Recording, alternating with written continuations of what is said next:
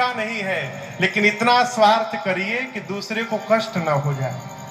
एक जगह कथा चल रही थी, तो वहां एक दिन तस्मई प्रसादी बना। तस्मई समझते हैं? खीर। तो जो प्रसादी बांटने का जिनको डिपार्टमेंट दिया गया था, वो भाई साहब इतने होशियार थे कि एक बाल्टी खीर पहले ही निकाल के मंच के नीचे छिपा दिए। क्या पता अंत में बची कि ना बची। और सोचे जब सब लोग चले जाएंगे तो ये बाल्टी हम लेके घर चले जाएंगे। और वहां कोई उनका भी गुरु बैठा था, जो देख रहा था कि एक बाल्टी खीर छिपा के मंच के भीतर रखे हैं। अब ये तो बाल्टी छिपा के बाहर प्रसादी बांट रहे हैं। कोई एक कलछुल तो उसको दो दो कलछुल दे रहे हैं। वो जान रहे कि हमरा खातिर तो बटले बा हो जा। अब वो प्रसाद बांटने गए, तब तक वो बुद्धिमान व्यक्ति, उनके गुरुजी, पूरा बाल्टी खनिया के और बढ़िया पानी से धो धा के सुखा के और उसी तरह मंच के नीचे ढक के रख दिए। और वो अपने घर खीर लेके चले गए। जब ये बांट कर प्रसाद, जब सब लोग चले गए तो आए चुपके से, और जब बाल्टी निकले तो बाल्टी धुला रखा हुआ है। फिर प्रवचन शुरू हुआ उनका। बताइए, कथा में भी आकर लोग चोरी करते हैं, कैसे भला होगा किसी का? ये क्या है? इस स्वार्थ का परिणाम है। जीवन में स्वार्थ बुरा नहीं है, लेकिन उतना स्वार्थ करिए जिससे किसी को कष्ट न हो जाए। जाए इस जगत कर्म की माला, पर मोहन इतना करिए, दे जगा द्वेष की ज्वाला। उसका परिणाम क्या है? निगाह तक उठे ना, इतनी दे वो हवा, गुब्बारा फूटे ना। मोह द्वेष को जन्म दे देता है। हमारे एक परिचित हैं भैया, बिहार में, अब विदेश रहते हैं, ओवर ब्रिलियंट। 8वीं क्लास में जब पढ़ रहे थे वो, तो उस स्कूल के जो प्रधानाध्यापक जी थे, उनका पुत्र भी 8वीं कक्षा को फर्स्ट करने के लिए भैया का, जो भैया है उनका एक नंबर काट दिए। तो भैया हमारा हो गया 2nd डिवीजन और वो हो गया 1st डिवीजन। उनका बेटा, इनको आया क्रोध, बम बना के जाके दिवाले पे मार दिए 8वीं कक्षा में। 8वीं कक्षा में थे, घर ही बम बना के ले जाके स्कूल के दीवार पर मार दिए। दीवार गिर गया। प्रधानाध्यापक साहब पकड़ के ऑफिस में प्रसादी दिए उनको, सिक्कम भर, और देला के बाद बैठ के रोने लगे पकड़ के। बोले हम सोचे थे तुम बहुत बड़ा काम करोगे। तो जो स्कूल के प्यून थे बोले अब एकरा से बड़हन कौन काम करी है। बम बना के मार दहले स्कूल पर, एहू से बड़का कोनो काम खोजत नहीं रुआ। अब ये हुआ क्यों? इसके भीतर प्रवेश करिए। ये इसलिए हुआ, इसके पीछे कारण है मोह। प्रधानाध्यापक महोदय को अपने पुत्र के प्रति जो मोह है, उस मोह ने ये अपराध कराया कि इनका एक नंबर काट के उनका नंबर बढ़ा दिए। ये द्वेष को जन्म देता है। और बिना मोह हम और आप परिवार में व्यवहार नहीं कर सकते हैं। लेकिन मोह इतना करिए कि बगल वाले से द्वेष ना होने लगे। यदि द्वेष हो रहा है तो ये मोह मेरा विशाल रूप धारण कर रहा है। और याज्ञवल्क्य ऋषि कहते हैं, मोह जब महिषासुर जैसा विशाल रूप धारण कर ले, तो उस महिषासुर रूपी विशाल मोह का वध करने के लिए ये भगवान की कथा काली मैया के समान बन जाती है। अर्थात भगवान की कथा ही मोह को समाप्त कर देती है। तीसरे घाट पर भगवान शंकर मां पार्वती जी से महिमा गाकर कहते हैं, देवी ये भगवान श्री राम की कथा कुल्हाड़ी है। राम कथा कले बिटप कुठारे, सादर सुनो गिरिराज कुमारी। राम कथा कले बिटप कुठारे, सादर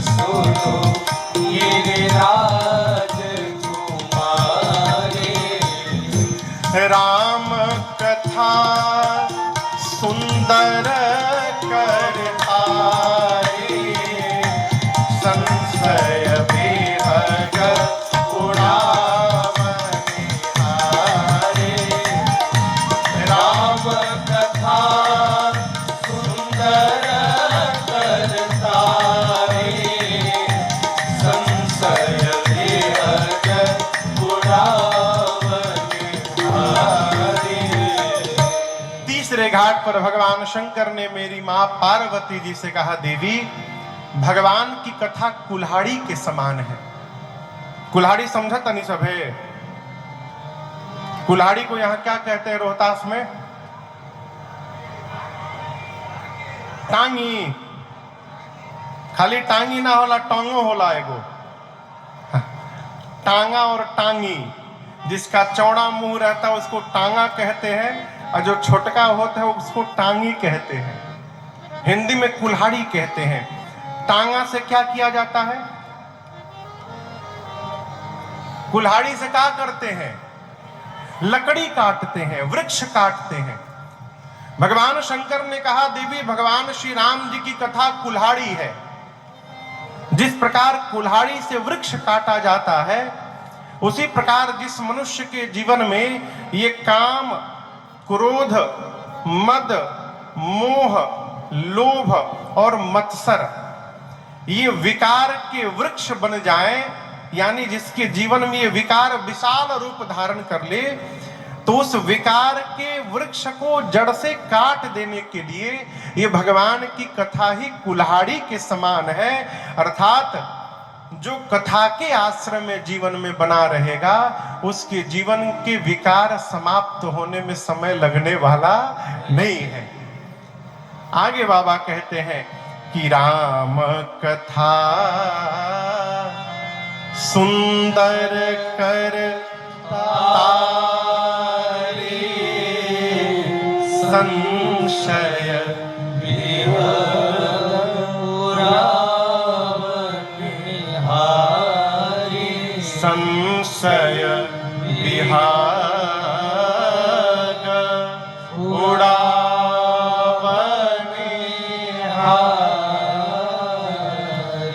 भगवान श्री राम की कथा हाथ की सुंदर ताली है। आप इसको अनुभव करिएगा। कहीं पक्षी बैठे हो और वहां ताली बजा देंगे, क्या होगा? पक्षी उड़ जाएंगे।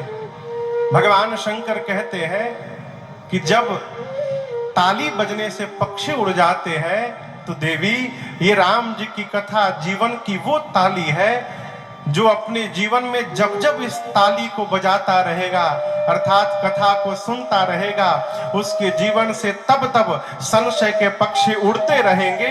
उसके जीवन में कोई भी संशय बचने वाला नहीं है। कथा जीवन को संशय से मुक्त कर देती है। और याद रखिएगा, शरीर के किस अंग को संशय होता है? कहिए। हाथ को, मन को। और याद रखिएगा, मन को यदि इस बीमारी ने पकड़ लिया तो कहते हैं संशय आत्मा विनश्यति, संशय लेकर ही जाता है। आगे की बात बताऊं आपको, जिसके प्रति संशय होता है उसको कुछ नहीं होता, लेकिन जिसको होता है उसका कुछ नहीं बचता है। अब जैसे आपको हमारे प्रति संशय हो जाए किसी बात को लेकर, तो जैसे हम पर्दा के पीछे जाएंगे, आप डिस्टर्ब, उधर काहे गए हैं, जरूर केहू से बतियावत हुई हैं। हम भले हम डोल डाल के लिए गए हो, किसी काम के लिए गए हो, लेकिन आप तुरंत डिस्टर्ब हो जाएंगे। जरूर फोन कोनो आइल हुई, जरूर केहू से बतियावत हुई है, केहू से मिले गए होंगे। ये संशय मनुष्य को समाप्त कर देता है।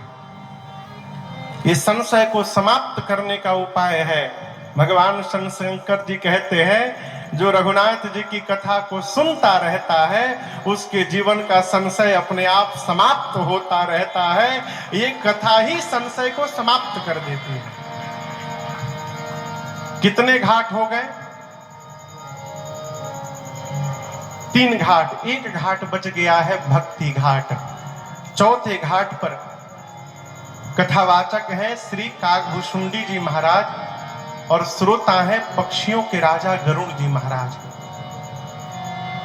एक निवेदन करूं आपसे मैं, जीवन में श्रेष्ठ की सेवा तो की जाए, लेकिन श्रेष्ठ के व्यवहार में अपने मन को न फंसाया जाए।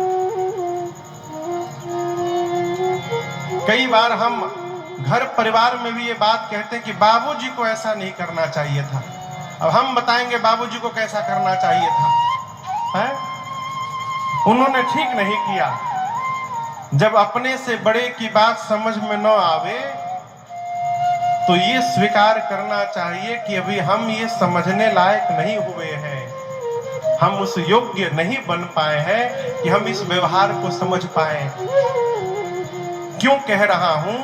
चौथे घाट पर प्रधान श्रोता है भगवान के वाहन। वाहन समझ रहे हैं ना, गाड़ी। कौन? गरुड़ जी महाराज। शंकर भगवान के मंदिर के आगे नंदी महाराज बैठे रहते हैं ना। क्यों? बड़े आदमी की गाड़ी उनके दरवाजे खड़ी रहती है, न जाने कब साहब को निकलना पड़े, इसलिए शिवाला के आगे नंदी जी बैठे रहते हैं। विश्वनाथ जी में जाकर देखिए,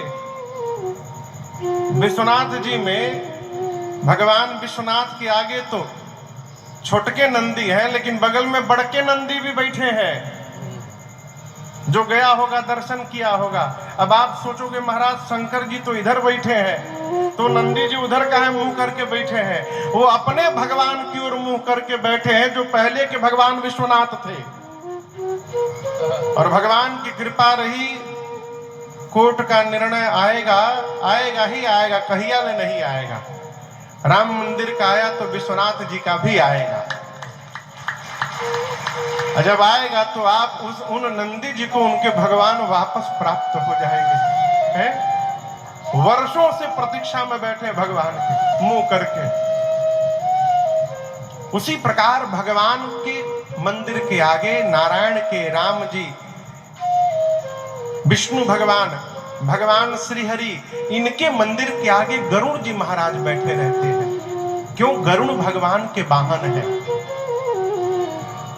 राम जी जब युद्ध में नागपास में राम जी लक्ष्मण जी बंधे, तो नारद जी ने गरुड़ जी महाराज को कहा कि जाइए आप राम जी और लक्ष्मण जी को इस नागपास के बंधन से मुक्त करिए। गरुड़ जी सांप को खा लेते हैं, आए और राम जी और लक्ष्मण जी को सर्प के नागपास से मुक्त किया। और मुक्त करने के बाद सोचने लगे। एक तो दूसरी बात मैं निवेदन करूं, अपने श्रेष्ठ के साथ रहा जाए तो दिमाग कम चलाया जाए। एक ही व्यवहार के लिए दो व्यक्ति सोचना प्रारंभ करेंगे तो दोनों समाप्त हो जाएगा। इधर कुछ लिखा हुआ है कि प्लेन है, प्लेन है, यहां लिखा हुआ है ना, भगवान ने हम लोगों के जीवन के कागज पर सब लिख दिया है। कब क्या बनना है, क्या करना है, कहां जाना है, कहां नहीं जाना, सब छपा हुआ है। लेकिन जीव मान कहा रहा है, आपन सूची बना के बैठा है कि हमको ये चाहिए, हमको ऐसा चाहिए, वैसा चाहिए, ऐसा हो जाए, हम वहां पहुंच जाएं। रोज कंप्यूटर में टाइप कर रहा है और अपन जीवन का कागज प्रिंटर में लगा रहा है। अब बताइए, एक तो पहले से प्रिंट हुआ है और ऊपर से इस पर आप और दोबारा प्रिंट कर दीजिए। तो जब प्रिंट के ऊपर प्रिंट हो जाएगा तो भोजपुरी में शब्द है गाजुर माजुर हो जाएगी। गाजुर माजुर बुझा था? हम लोग छोटे छोटे थे, जब पढ़ते नहीं थे तो पेन लेके गोल गोल गोल गोल गोल गोल ऐसे ऐसे बनाते थे। पूछते थे क्या बनाओता रहो बाबू? गाजुर माजुर बनाओता नहीं। तो जब प्रिंट के ऊपर आप प्रिंट कर दीजिएगा तो ना पहले वाला पढ़ने में आएगा ना बाद वाला पढ़ने में आएगा, तो जो मिलने वाला था वो भी समाप्त हो जाएगा, खो जाएगा। इसलिए अपने से श्रेष्ठ के साथ रहा जाए तो इसको शांत किया जाए। गरुड़ जी महाराज भगवान को भव नागपाश से मुक्त किए और मुक्त करने के बाद सोचने लगे। क्या सोचने लगे? बाबा कहते हैं, भव बंधन ते छूटई, नर जप जाकर नाम, खरब निशाचर बांधई, नाग पास सोई राम। गरुड़ जी महाराज सोचने लगे कि जिस भगवान के नाम को जपने से जीव भव बंधन से मुक्त हो जाता है, जिस भगवान का नाम भव बंधन से मुक्त करता है, उस भगवान को ये राक्षस नागपाश में बांध दिए। जिस भगवान का नाम मुक्त करता है वो भगवान बध गए, इसका मतलब ही भगवान नहीं है। पकड़ा बीमारी ने गरुड़ जी महाराज को। मैं बोले नहीं नहीं, भगवान नहीं हो सकते, भगवान को भला कौन बांधेगा, ये भगवान नहीं है। सोचते चल पड़े कि किसके पास चला गया था, भगवान थोड़ी थे वो। तब तक नारद जी मिल गए। नारद जी से बोले, गरुड़ जी कहाँ भेज दिए थे आप हमको? वो भगवान थोड़ी थे, भगवान को भला कोई बांध सकता है? नारद जी सुने तो मुस्कुराए, कहे कि पकड़ लेहलस रोवो के। पूछे का पकड़ लेहलस? नारद जी बोले, बीमारी। जो बीमारी आपको पकड़ा है, ये बीमारी हमको भी पकड़ चुका है एक बार, आपको बीमारी ने पकड़ लिया है। अब यदि किसी से कह दिया जाए कि आपको बीमारी हो गई है बहुत भयानक, वो आदमी परेशान हो जाएगा। नारद जी बोले, ठीक कैसे होगा? गरुड़ जी बोले, नारद जी बोले, काम करिए, हमारे पिताजी के पास जाइए, ब्रह्मा जी के पास। गरुड़ जी तुरंत भागे ब्रह्मा जी के पास, जाकर बोले, वो सही में राम जी थे क्या वो? ब्रह्मा जी बोले, ओहो, आपको भी पकड़ लिया। जेहि बहु बार नचावा मोही, सोई व्याप्यो विहंग पति तो। ब्रह्मा जी बोले, इस बीमारी ने मुझे भी पकड़ा है, बहुत नचाया है हमको। एक बार आपको बताऊं भैया, ब्रह्मा जी को मोह हुआ तो अपन रिजाइन करने वाला लेटर बनाए कि अब हम बहुत थक गए हैं, अब हम ये ब्रह्मा का पोस्ट नहीं संभाल पाएंगे, और ले जाकर विष्णु भगवान को हैंड ओवर कर दिए कि प्रभु आप दूसरी व्यवस्था करिए, अब हमसे नहीं हो पाएगा। भगवान लेटर पढ़े, मुस्कुराए, कहे सोच लिए हैं? बोले हाँ सोच लिए हैं। भगवान बोले ठीक है जाइए। से बैकुंठ से बाहर निकले ब्रह्मा जी तो देखे कि हजारों ब्रह्मा की लाइन लगी हुई है, एक दो नहीं, हजारों ब्रह्मा जी। अब तो ब्रह्मा जी परेशान कि ये सब ब्रह्मा कहां से आ गए। तब तक मिल गए नारद जी। बोले ब्रह्मा जी नारद जी से कि ये लोग कौन है? बोले ये सब आपके पहले ब्रह्मा रह चुके हैं, अभी इनको सूचना मिली कि वैकेंसी आ गई है ब्रह्मा पद की, तो सब लोग अपॉइंटमेंट अपन इंटरव्यू देने के लिए आए हैं। ब्रह्मा जी का सारा भ्रम समाप्त हो गया, तुरंत भीतर गए, जाकर बोले प्रभु लेटरवा वापस कर दी, बस एक ही कृपा करिए, हम कोई रिजाइन देने नहीं आए हैं, हम जैसे बहुत आनंद में हैं। ब्रह्मा जी कहते हैं कि इस माया भ्रम ने हमको बहुत नचाया है, उसी बीमारी ने आपको पकड़ा है। गरुड़ जी, एक जगह ऐसा है जहां जाने से आपकी बीमारी समाप्त हो सकती है। गरुड़ जी बोले कहां जाने से? ब्रह्मा जी बोले कैलाश जाइए सीधे बाबा के पास, दूसरा कोई आपकी बीमारी दूर नहीं कर सकता। अब गरुड़ जी महाराज भगे कैलाश की ओर। गोस्वामी जी कहते बीच रास्ते में भगवान शंकर मिल गए डमरू त्रिशूल लिए। गरुड़ जी ने प्रणाम करके कहा बाबा मैं आप ही के पास कैलाश आ रहा था, सब लोग कह रहे मुझे बहुत भारी बीमारी ने पकड़ लिया है। शंकर जी पूरी बात सुने और सुनकर बोले बहुत बड़ी बीमारी ने आपको पकड़ रखा है, लेकिन हम क्या कहें, हम तो रास्ते में मिले हैं आपको, चेंबर हमारे कैलाश में है, रास्ते में कैसे ट्रीटमेंट करें आपका। लेकिन एक बात बतावें, आपकी बीमारी आपके लक्षण को सुनने से ये पता चल गया है कि आपको कौन सी बीमारी हुई है और ये बीमारी कैसे ठीक होगी ये भी पता चल गया। गरुण जी बोले कैसे ठीक होगी? शंकर जी बोले गरुण जी तबहि होई सब संशय भंगा जब बहुकाल करिय सत्संगा।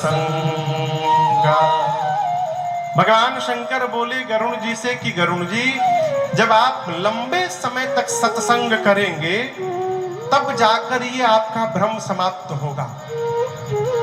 आप मुझे रास्ते में मिले हैं, मैं लंबे समय तक आपको सत्संग नहीं सुलभ करा सकता हूं, लेकिन एक उपाय बताऊं। एक स्थान ऐसा है हिमालय पर्वत पर जहां दिन रात केवल सत्संग होता है। हम तो कह रहे हैं वही जाइए, आप जाकर जैसे सत्संग में गति करिएगा आपका सारा भ्रम संशय समाप्त हो जाएगा। गरुण जी पूछे वो स्थान है कहां और वहां कौन है? बोले नीलगिरी पर्वत जाइए, वहां एक कौवा आपको मिलेंगे, काकभुशुंडी जी महाराज। उनका एक ही काम है, दिन रात राम जी की कथा गाते हैं। और आपसे पूछ रहा हूं, आपको पता है कितने दिन से कथा चल रही है वहां पर?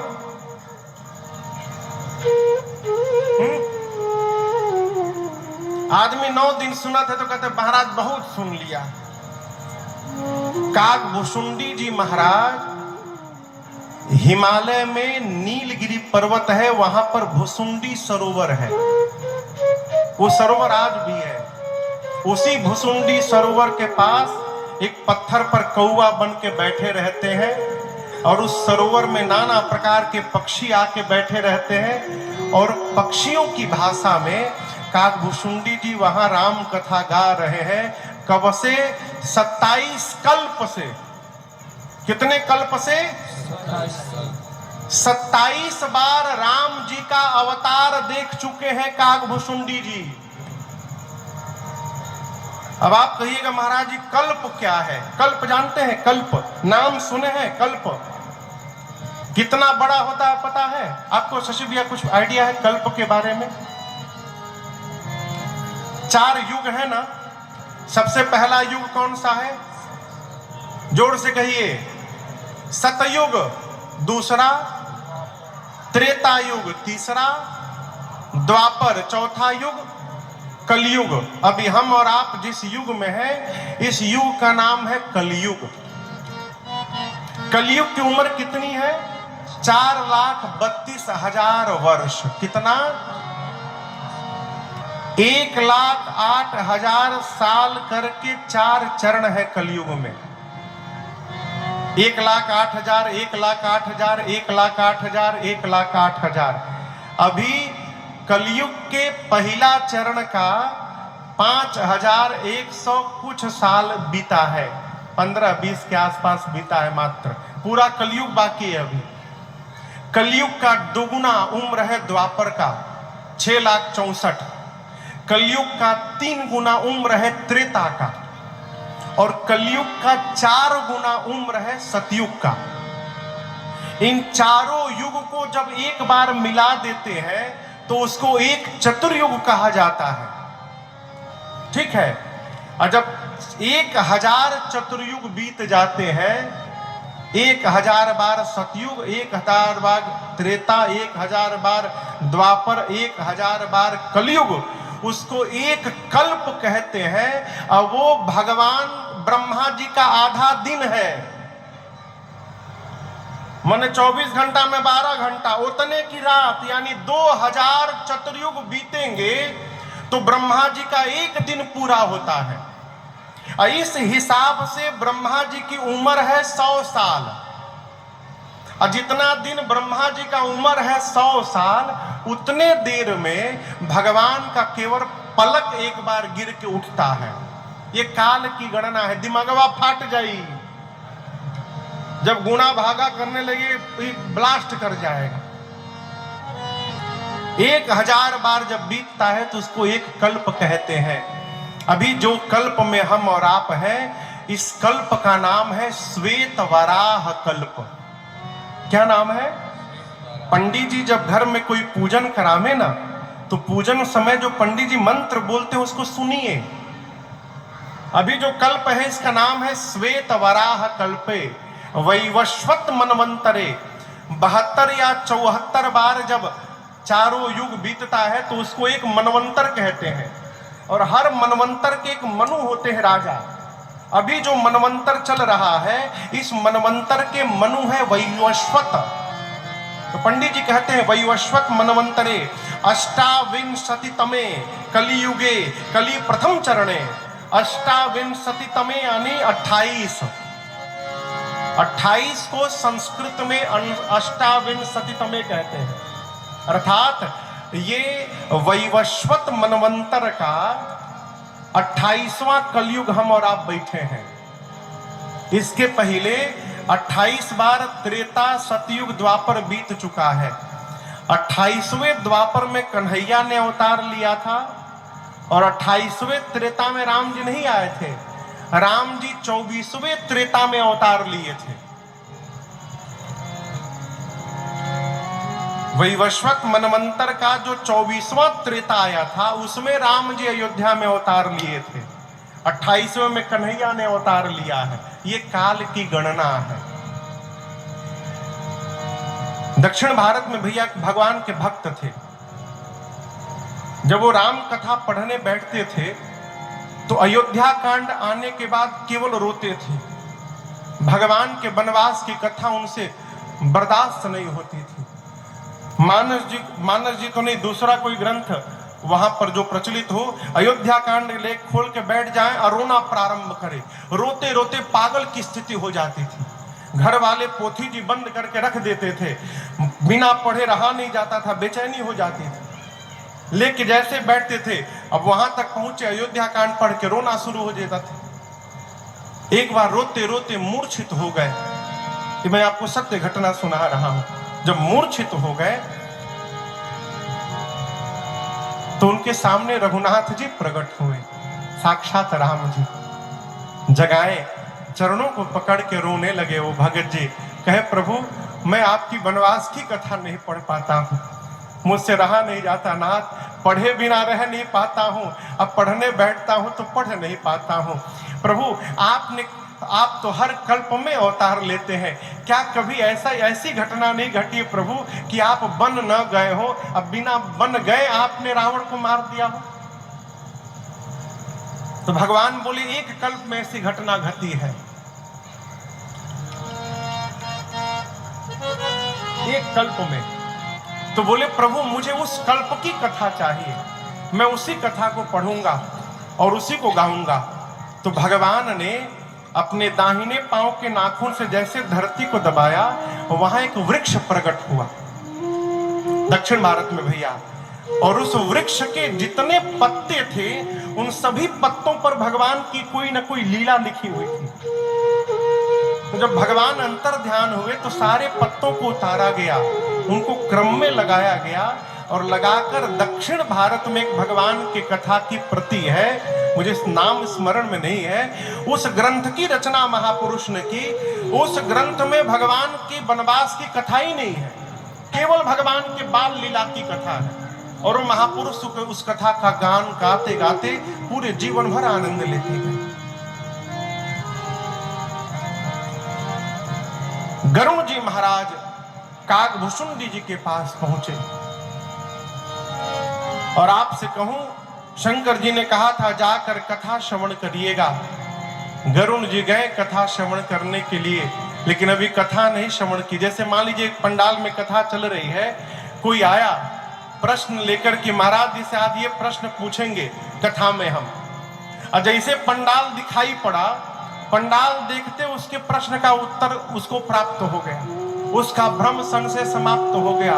उसी प्रकार गरुण जी महाराज जैसे कागभूषुंडी जी के आश्रम में पहुंचे, आश्रम का दर्शन मात्र हुआ और उनका सारा संशय भ्रम समाप्त हो गया। कागभूषुंडी जी ने स्वागत किया, बिठाया और पूछा हे पक्षीराज आप क्यों आए हैं? तब गरुण जी ने कहा सुनहु तात जेहि कारण आयौ, सो सब भयौ तरस तब पायौ। सुनहु तात जेहि कारण आयौ, सो सब भयौ तरस तब पायौ। देखि परम पावन तब आश्रम, गयो मोह संशय नाना भ्रम।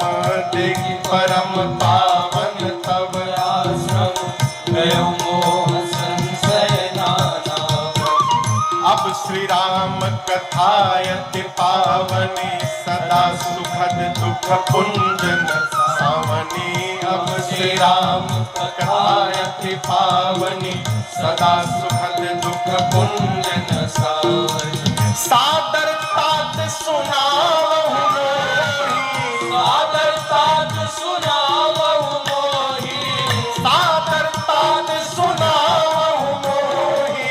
सादर तात सुनावहु मोहि। बार बार बिनवहु तब तोहि राम कथा। जय श्री राम कथा, जय जय राम कथा। जय श्री राम कथा। इसे श्रवण कर मिट जाती है, इसे श्रवण कर मिट जाती है, कथा श्रवण कर मिट जाती है। कथा श्रवण कर मिट जाती। 100 जन्म जन्म की व्यथा हो। जय जय राम कथा, हो जय श्री राम कथा। जय जय राम कथा, जय श्री राम कथा। जय जय राम कथा। जय श्री राम। चौथे घाट पर कागभुशुंडी जी से पहले श्री गरुण जी महाराज ने ही महिमा का गायन किया। कागभुशुंडी जी पूछे कि तात आप क्यों आए हैं? गरुण जी बोले, मैं जिस कारण आया था, मेरे आने का कारण कार्य पूर्ण हो गया। हे तात, आपकी इस परम पावन आश्रम का दर्शन प्राप्त हुआ, जिस आश्रम में बैठकर आप भगवान की कथा गाते हैं, और दर्शन मात्र से मेरा सारा संशय भ्रम समाप्त हो गया। अब मैं तो आपसे प्रार्थना करने आया हूं, आप मुझे कृपा करके जीवन में सुख वर्धन कराने वाली भगवान श्री रघुनाथ जी की कथा का रसपान कराइए।